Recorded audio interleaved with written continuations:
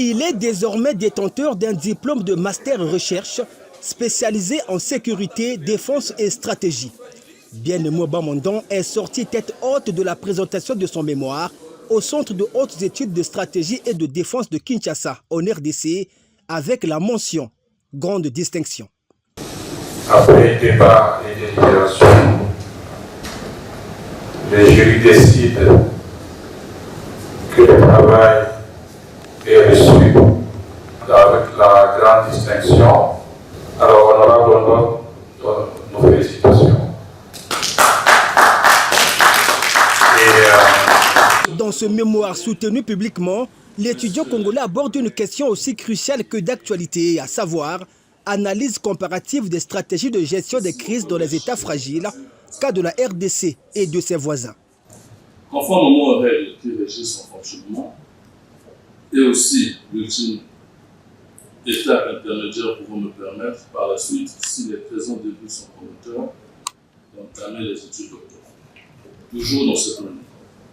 Ce travail qui est intitulé « Analyse comparative des gestions de crise dans les États fragiles, le cas de la RDC et de ses voisins » est une réflexion portée sur l'épineuse et actuelle question de la gestion et de la résolution des conflits armés ou des guerres.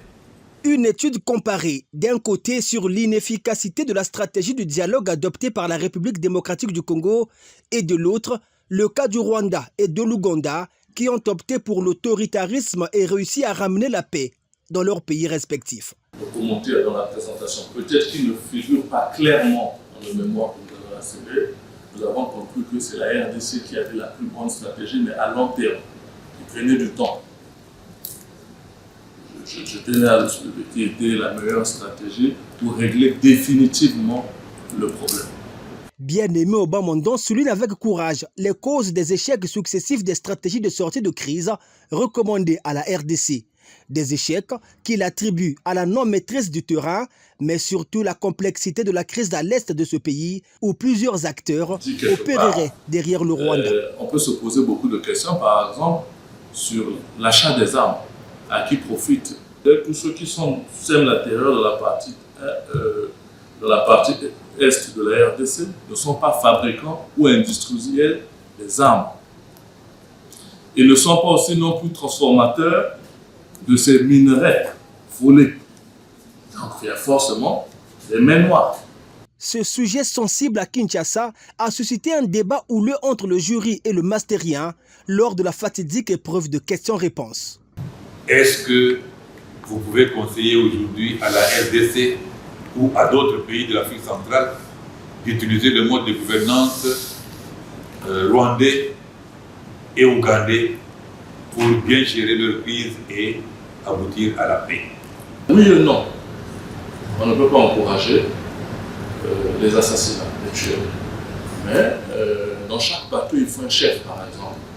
Si je vous dis, si la RDC, par exemple, a pour bon chef de guerre, bon commandant, le président Tshisekedi, ou un autre qui est un bon chef qui nous conduit, comme Poutine en Russie, comme vous avez connu le président Mobutu, comme le Congo-Brazzaville a désormais Denis Sassou Nguesso, pour nous et la plupart des Congolais.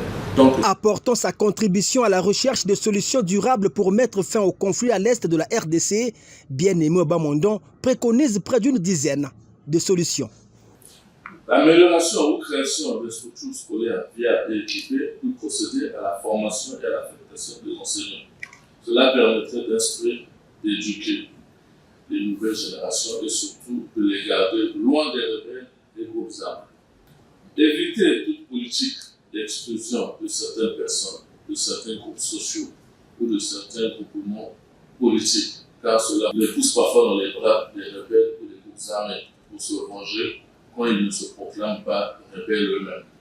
Cette distinction vient renforcer sa position au niveau de l'Assemblée nationale de son pays, puisque le député du PCT élu à Gomboma 2 est rapporteur à la Commission défense et sécurité au niveau de la Chambre basse du Parlement.